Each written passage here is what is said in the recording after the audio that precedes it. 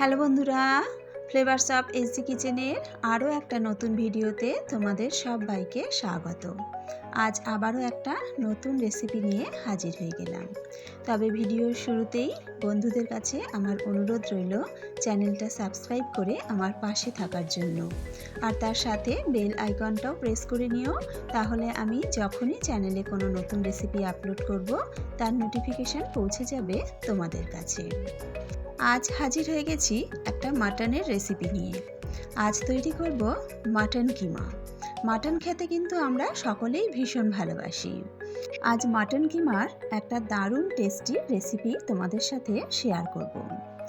গরম গরম ভাত হোক বা রুটি পরোটা বা রুমালি রুটি, সব কিছু দিয়েই কিন্তু এই মাটন কিমা খেতে ভীষণ ভালো লাগে। তাহলে চলো দেখে নেওয়া যাক আমার আজকের এই রেসিপিটা। গ্যাসে একটা কড়া গরম করে তাতে দিয়ে দিলাম 4 টেবিল চামচ সর্ষের তেল।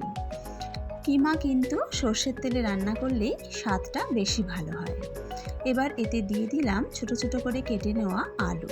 দুটো মাঝারি সাইজের আলু খোসা ছাড়িয়ে আলুর তরকারিতে যেরকম আমরা আলু দিই সেই রকমভাবে কেটে নিয়েছি। এবার আলুটাকে হালকা লাল করে ভেজে নেব। আলু কিন্তু খুব বেশি লাল করে ভাজার প্রয়োজন নেই, দেখতেই পাচ্ছ হালকা হালকা একটু রং ধরেছে। এবার আলুগুলো তুলে নেব। আলুগুলো তুলে নেওয়ার পর এই তেলেই রান্নাটা করে নেব।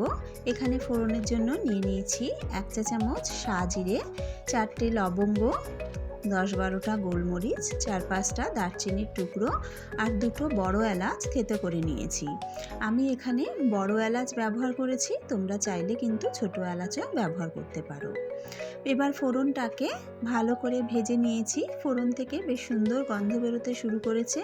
এবার এর মধ্যে দিয়ে দিলাম পেঁয়াজ কুচি। একটা বড় সাইজের পেঁয়াজকে একটু মিহি করে কুচিয়ে নিয়েছি। পেঁয়াজটাকেও হালকা লাল করে ভেজে নেব। পেঁয়াজটাকে হালকা লাল করে ভেজে নিয়েছি। এবার এখানে দিয়ে দিলাম আদা, রসুন, কাঁচা লঙ্কা আর পেঁয়াজ বাটা। 2টো মাঝারি সাইজের পেঁয়াজ, 1 ইঞ্চি আদা, 12 থেকে 14 কোয়া রসুন আর 4টে কাঁচা লঙ্কা আমি একসাথে মিক্সিতে পেস্ট করে নিয়েছি। আমি এখানে 4টে কাঁচা লঙ্কা ব্যবহার করেছি, তবে ঝালের পরিমাণটা কিন্তু নিজেদের স্বাদ অনুযায়ী ব্যবহার করবে। এবার মশলাটাকে খুব ভালো করে ভাজা ভাজা করে নেব। মশলাটা কিন্তু বেশ ভাজা ভাজা হয়ে এসেছে। এবার এর মধ্যে দিয়ে দেব 2টো মাঝারি সাইজের টমেটো কুচি। টমেটোটাকে দিয়েও মশলার সাথে ভালো করে মিশিয়ে নেব। টমেটো ভালো করে মিশিয়ে নিয়েছি। এবার এতে দিয়ে দিলাম স্বাদ মতো নুন, 1/2 চা চামচ দিয়ে দিলাম হলুদের গুঁড়ো, 1 চা চামচ দিয়ে দেব জিরে গুঁড়ো, 1 চা চামচ দিয়ে দেব ধনে গুঁড়ো।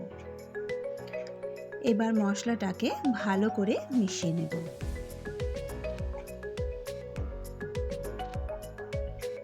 নুন দিলে টমেটো কিন্তু তাড়াতাড়ি নরম হয়ে যায়, তাই টমেটো দেওয়ার সাথে সাথেই কিন্তু নুনটা দিয়ে দিয়েছি। আর এর সাথে দিয়ে দিলাম 1/2 চা চামচ লাল লঙ্কার গুঁড়ো।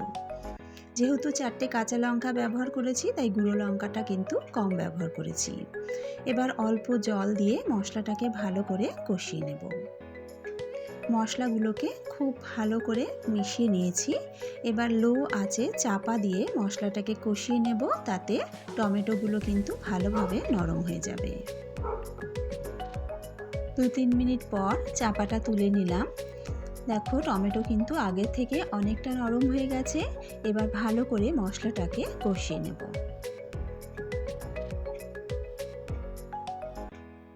মশলাটাকে ভালো করে কষিয়ে নিয়েছি। এবার মাটন কিমাটা দিয়ে দিলাম।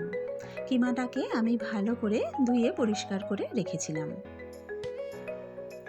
মশলার সাথে খুব ভালো করে কিমাটাকে মিশিয়ে নেব।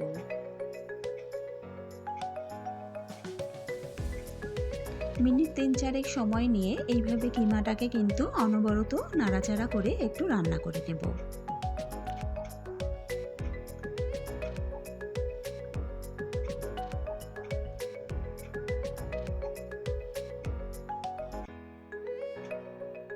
মিনিট 3-4 সময় নিয়ে মাটন কিমাটাকে ভালো করে নাড়াচাড়া করে নিয়েছি। গ্যাসের ফ্লেমটা কিন্তু এতক্ষণ মিডিয়ামে ছিল। এবার গ্যাসের ফ্লেমটা লোতে করে 10 মিনিট চাপা দিয়ে রান্না করব। তবে এক নাগাড়ে 10 মিনিট চাপা দিয়ে রান্না করব না। 5 মিনিট রান্না করার পর চাপাটা তুলে একবার নাড়াচাড়া করে দেব, তা না হলে কিন্তু তলায় লেগে যেতে পারে। চাপা তুলে একবার ভালো করে নাড়াচাড়া করে দিয়েছি। এবার আবারও 5 মিনিটের জন্য চাপা দিয়ে দেব। আরও 5 মিনিট চাপা দিয়ে রান্না করে নিয়েছি। চাপাটা তুলে নিলাম। কিমা থেকে কিন্তু বেশ খানিকটা জল বেরিয়েছে এবং কিমাটা অনেকটাও কিন্তু সেদ্ধ হয়ে এসেছে।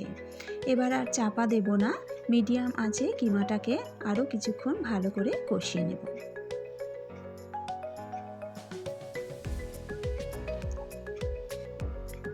এবার ভেজে রাখা আলুগুলো দিয়ে দেব। এর সাথে দিয়ে দেব কিছু কড়াইশুঁটি। শীতকালে কড়াইশুঁটি দিয়ে কিমা রান্না করলে কিন্তু খেতে খুব ভালো লাগে। এবার আলু আর কড়াইশুঁটি কিমার সাথে ভালো করে মিশিয়ে নেব। মিডিয়াম আঁচে কিমাটাকে কিন্তু নাড়াচাড়া করে খুব ভালো করে কষিয়ে নেব। কিমা যত ভালো করে কষানো হবে কালারটাও কিন্তু তত সুন্দর আসবে আর স্বাদটাও কিন্তু খুব ভালো হবে। তাই একটু সময় নিয়ে মিডিয়াম আঁচে কিমাটাকে খুব ভালো করে কষিয়ে নিতে হবে।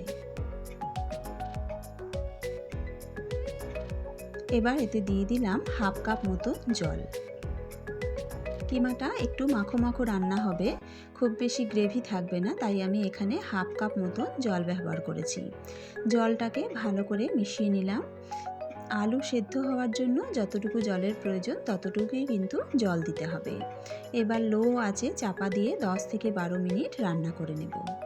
10-12 মিনিট পর চাপাটা তুলে নিলাম। এই সময় আমাদের আলু, মটর আর কিমা কিন্তু খুব ভালো মতো সেদ্ধ হয়ে গেছে। তবে কিমার মধ্যে এখনও কিছুটা জলজলে ভাব রয়েছে, তাই গ্যাসের আগুনটা মিডিয়ামে করে আরও কিছুক্ষণ রান্না করে নেব যতক্ষণ না পর্যন্ত এই জলজলে ভাবটা শুকিয়ে আসে। দিয়ে দিলাম 5-6টা চেরা কাঁচা লঙ্কা। কিমা একটু ঝাল ঝাল হলেই কিন্তু খেতে বেশি ভালো লাগে, তবে আবারও বলছি ঝালটা কিন্তু তোমরা নিজেদের স্বাদ অনুযায়ী ব্যবহার করবে। কাঁচা লঙ্কাটাকে দিয়ে আবারও ভালো করে মিশিয়ে নিলাম। আরও কিছুক্ষণ রান্না করে কিমাটাকে একটু শুকনো শুকনো করে নেব। মিনিট 4-5 সময় নিয়ে কিমাটা রান্না করে নিয়েছি। দেখতেই পাচ্ছ কিমার কালারটা কত সুন্দর চেঞ্জ হয়ে গেছে আর জলজলে ভাবটাও কিন্তু অনেকটা শুকিয়ে এসেছে। এবার এর মধ্যে দিয়ে দিলাম হাফ চা চামচ গরম মশলার গুঁড়ো আর দিয়ে দেব 1 মুঠো ধনেপাতা কুচি। শীতকালের যে কোনো রান্নাতে একটু ধনেপাতা দিলে ফ্লেভারটা কিন্তু খুব ভালো হয়, খেতে কিন্তু খুব ভালো লাগে। তবে যারা ধনেপাতা পছন্দ করো না তারা স্কিপ করতে পারো। গরম মশলা আর ধনেপাতাটাকে খুব ভালো করে মিশিয়ে নিয়েছি। এবার নামিয়ে গরম গরম সার্ভ করে নেব। তৈরি আমাদের মাটন কিমা। রাতের গরম গরম রুটি পরোটার সাথে হোক বা রুমালি রুটির সাথেই হোক আর দিনের বেলা গরম গরম ভাতের সাথে খেতে কিন্তু অসাধারণ লাগে।